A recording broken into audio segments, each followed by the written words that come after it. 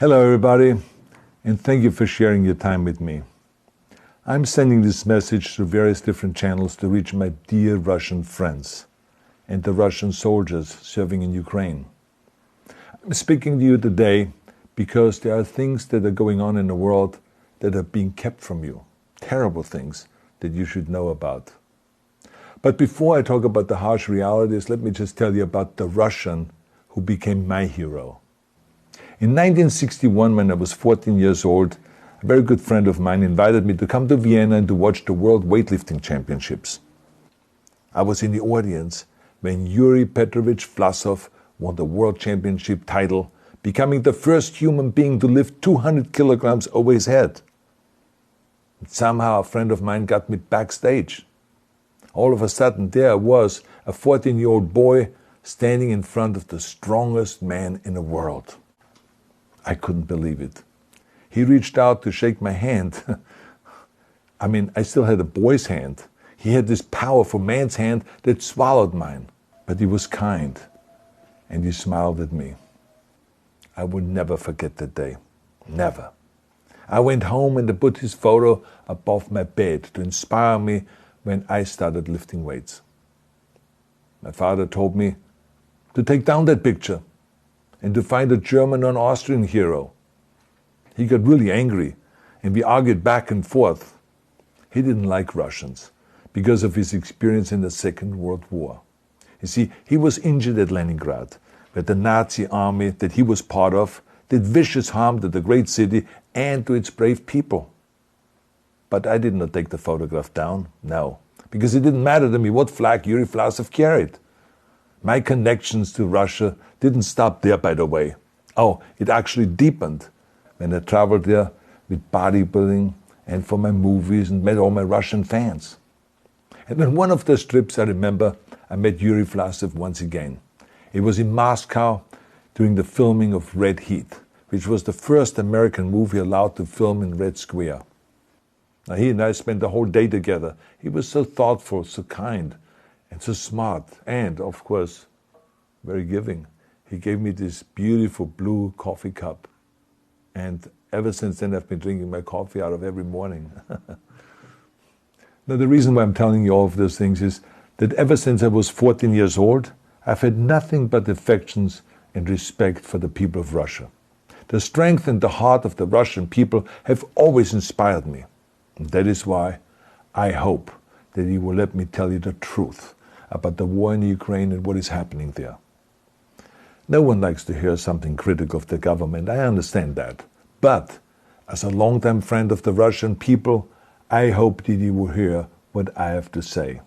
And may I remind you that I speak with the same heartfelt concern as I spoke to the American people when there was an attempted insurrection on January 6th last year, when a wild crowd was storming the US Capitol, trying to overthrow our government.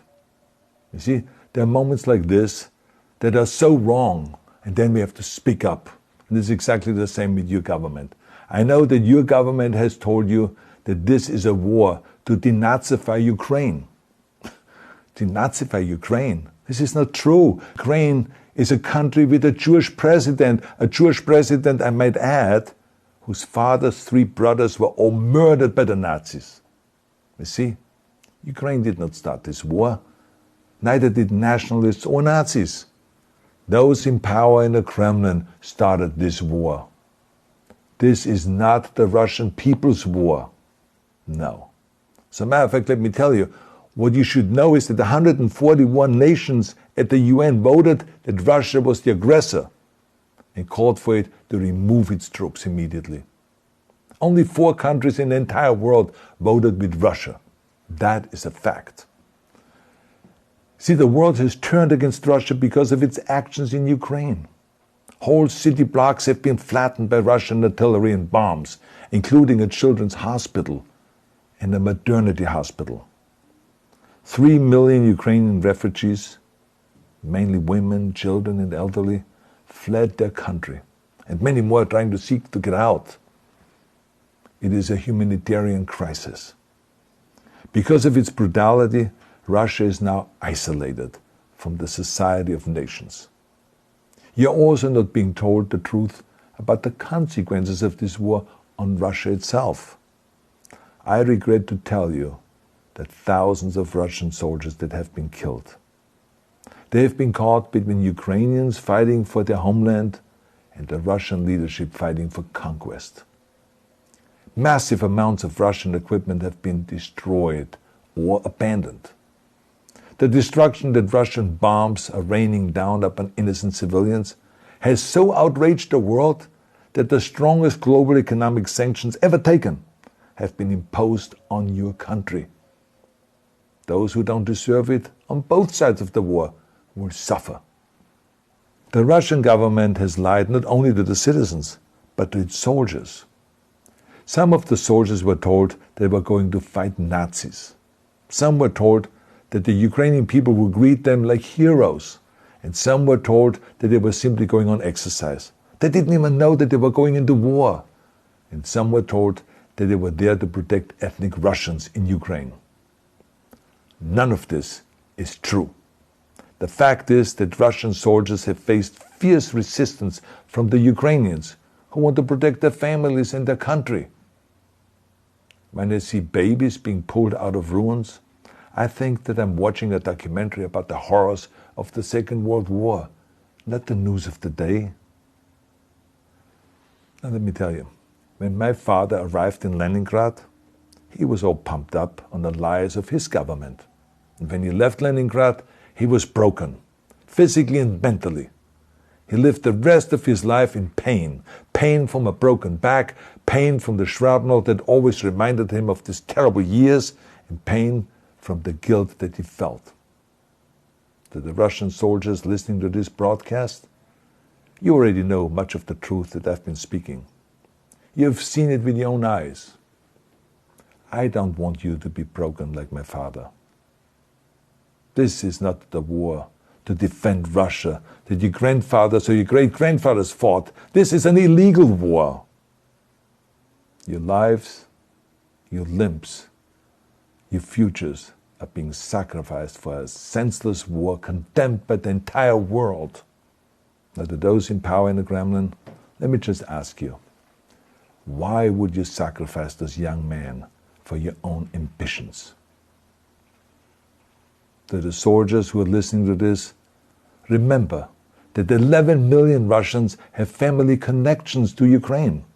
So every bullet you shoot a brother or a sister.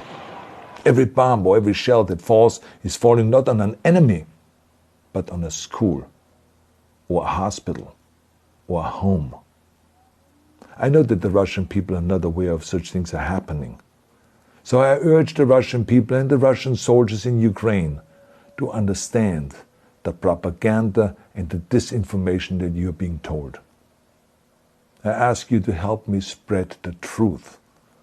Let your fellow Russians know the human catastrophe that is happening in Ukraine.